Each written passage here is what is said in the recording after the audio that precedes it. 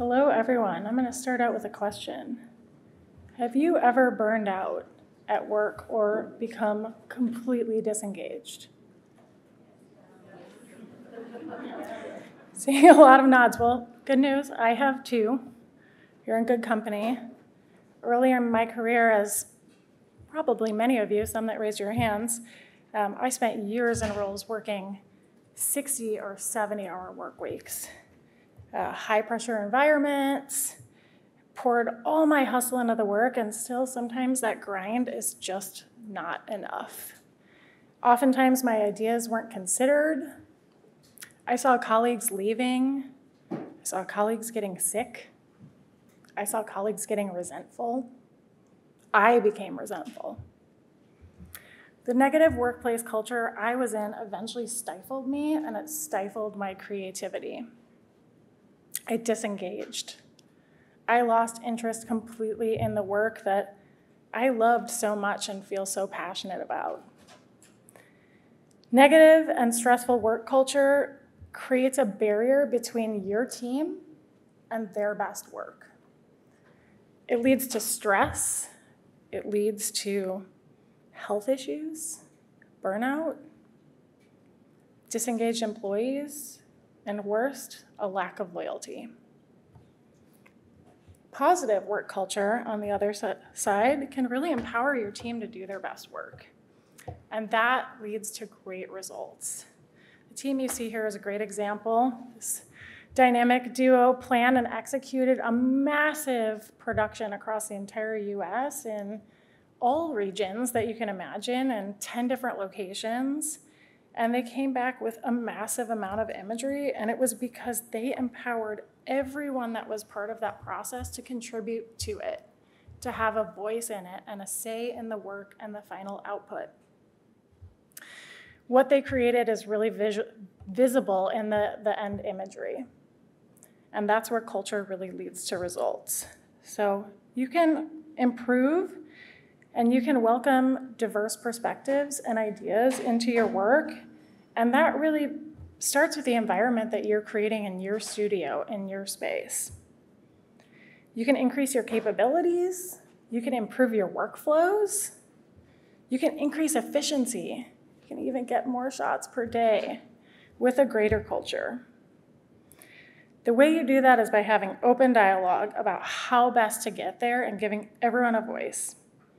And again, you really need to create a good environment that allows and promotes a test and learn approach. So I want everyone to stop for a moment and think. Close your eyes if you need to, that's okay. Now it might feel weird. What is your current workplace culture like? What feeling does it give you? Some of your faces look like you might have an okay culture, but others of you may look like you need a little help here. So don't worry, I'm here to give you some help. I want everyone in this room to realize that it's your responsibility as leaders. It's your responsibility to start the change, to improve your culture or build your culture up. So first, for those that I have not yet had the pleasure to meet, I am Colleen Moore, apparently world famous according to Claire, no pressure. I'm currently the senior manager at REI's media studio. And I lead the teams that create and acquire all of the imagery for all of our verticals on .com, as well as all of our marketing materials. My career journey started, much like some others in this room, some speakers, as a photo assistant.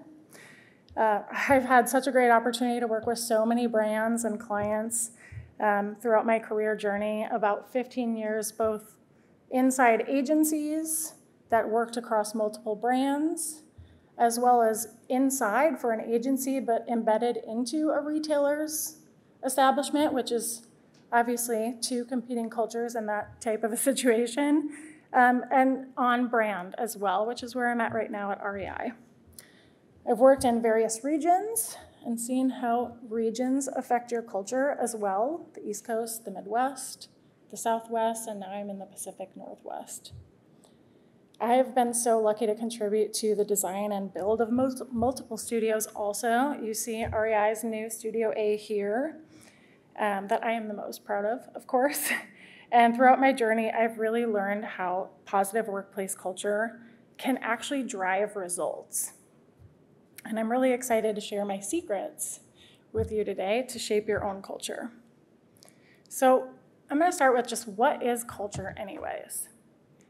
It's a shared set of attitudes, values, goals, and practices that characterize an organization. The two different ways that I like to think of culture is organizational culture and team culture. And I say that because today I want to focus on team culture. Organizational culture might be your bigger organization. For me, that's REI Co-op. We have an REI Co-op culture. Team culture is your direct team, the team that you're working with. That might be a team of photographers, maybe it's a team of stylists, maybe it's your whole studio team. It might be your direct reports. It might be a formed team. Maybe you have a little clique that you formed. But for today, I want us to focus on your team, the team that's reporting to you as leaders in this room. And why should you care about improving your culture? Why? Because it drives performance. Healthy, positive culture really, really leads to results. First, to innovation. If your team has a place where they feel they can contribute their ideas, challenge the norm, ask questions, they're going to innovate. They're going to feel valued. Even if you don't think it's a good idea, sometimes it's a good idea to let your team try their idea and find out what happens and take the learnings forward. Great culture stresses common values and goals. This is really important. It's important to have a common set of values and goals that everyone understands and is working towards. It keeps your team centered around your purpose and your mission. Celebrates diversity and inclusion. Diverse perspectives make your work better. You might not see everything or see all the opportunities out there. Many of us today have already talked about the way we always did things is not the way we're always going to get to improvement or to evolution. So it's really important to create a culture that celebrates diversity and inclusion. If you want to increase efficiency and reduce errors, I know everyone in this room is excited about that. That's the name of the game for us, and we all know the details matter in our work, whether it's image specs, it's the details around the ever-dreaded samples, metadata. We're always trying to increase our efficiency and reduce errors. Errors are painful, rework takes time, and if you improve your culture and improve the efficiency, you can reduce those.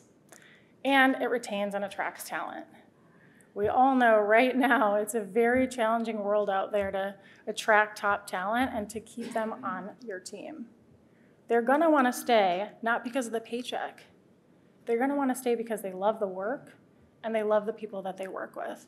And they love the way that they feel when they show up to do it. So don't just take my word for it.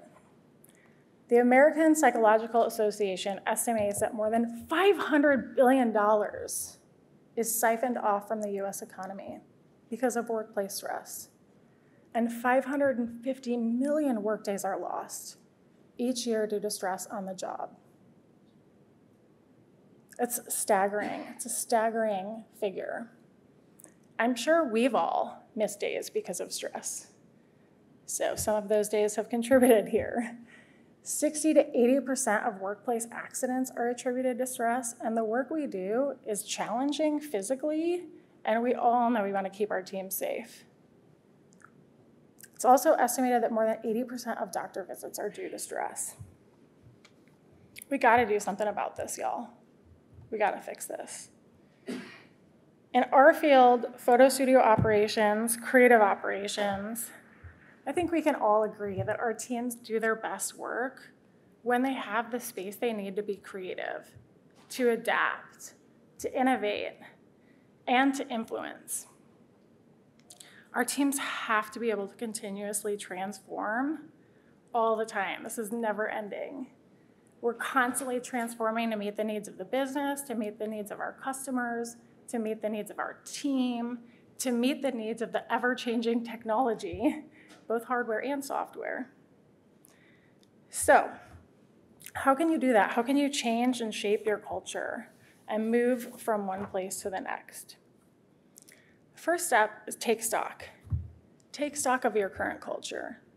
Get real with yourself and with your team. You're going to need to use both qualitative and quantitative data here. Qualitative data is based on characteristics and descriptions.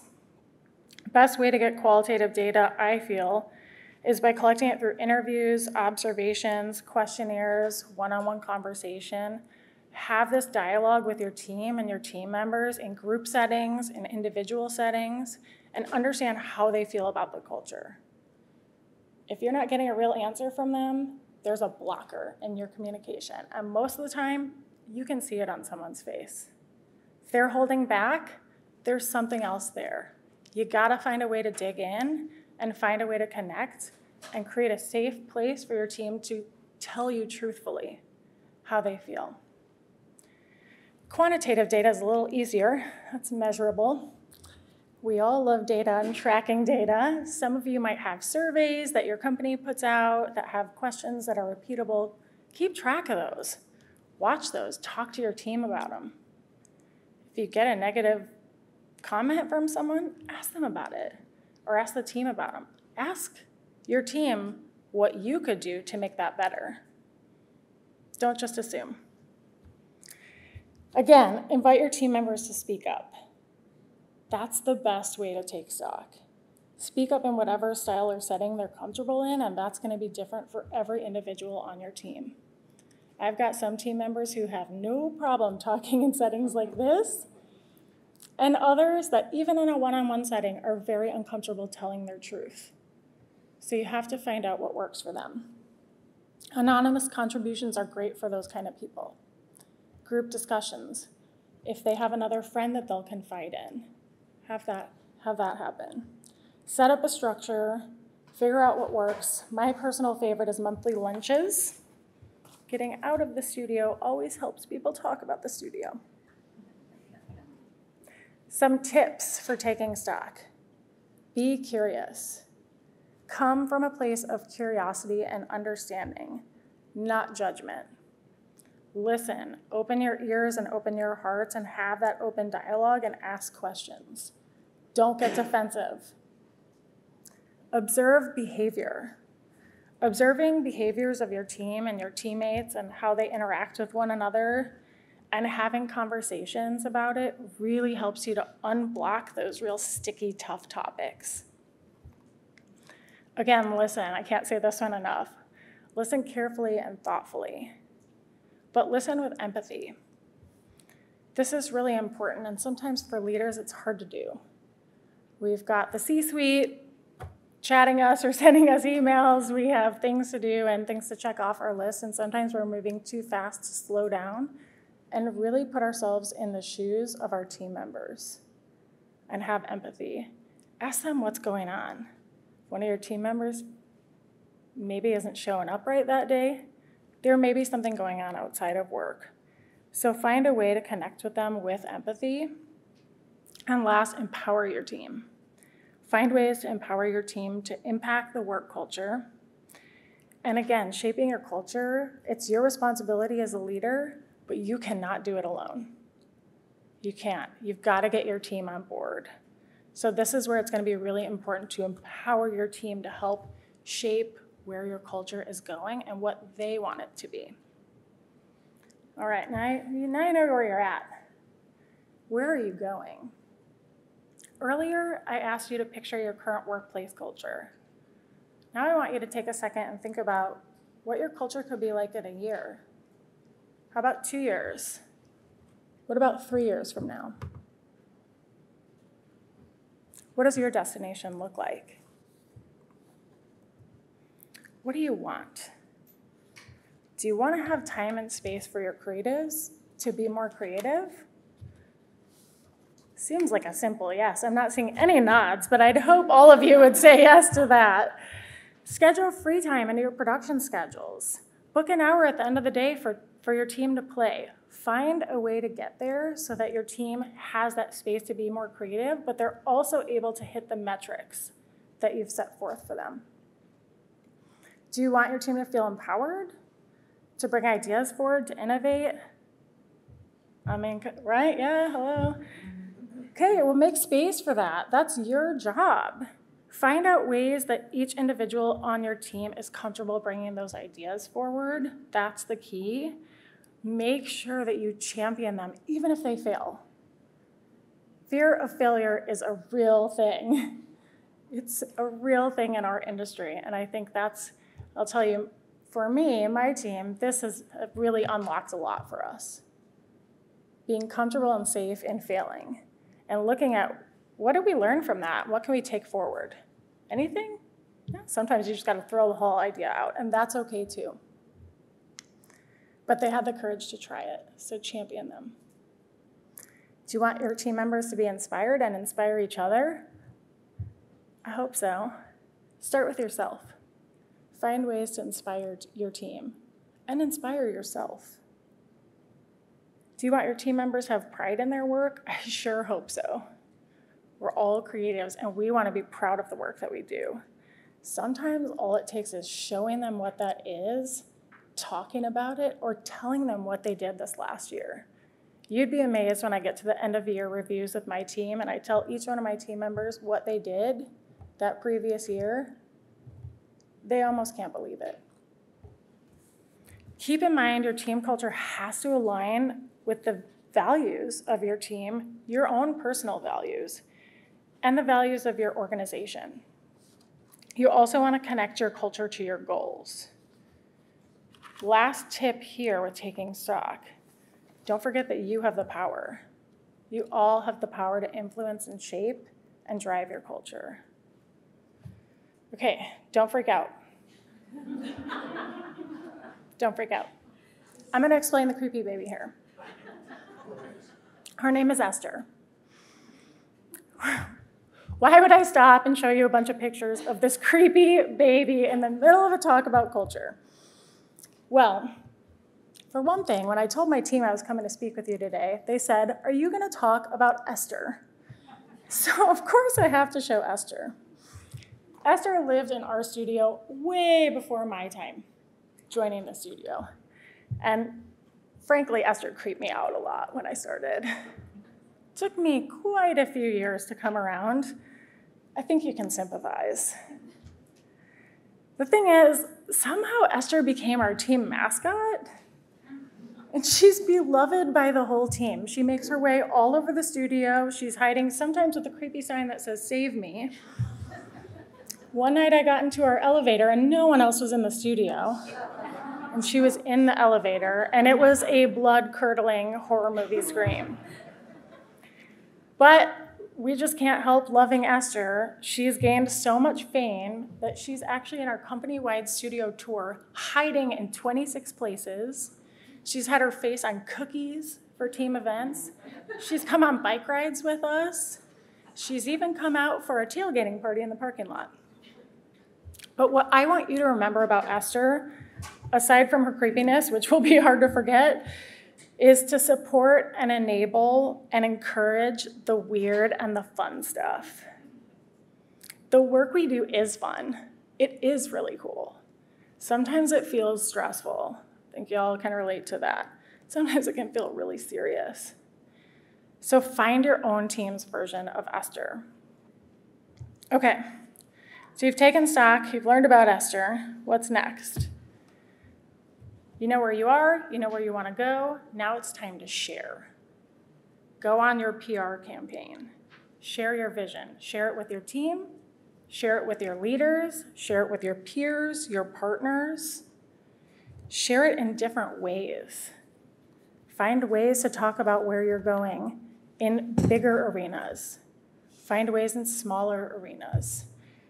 Find ways to share your message in your one-on-ones. Find ways to talk to your team about things that maybe are happening that aren't meeting the vision of where you're going, and explain why they should shift and why they should adjust to get there. Keep sharing the culture you're striving for and how it supports your goals, your values, and your vision that you're working towards. Now that you've shared it around, it's time to commit. Making a meaningful change, shifting your culture, it takes time and commitment. It's not going to happen overnight. It's probably not going to happen as fast as you want it to. Spoiler alert. It's not going to be quick, but you have got to commit to it. And this is really something you're going to need to stay committed to. It's not going to go away.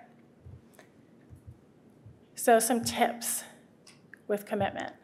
Commit to leading up and across.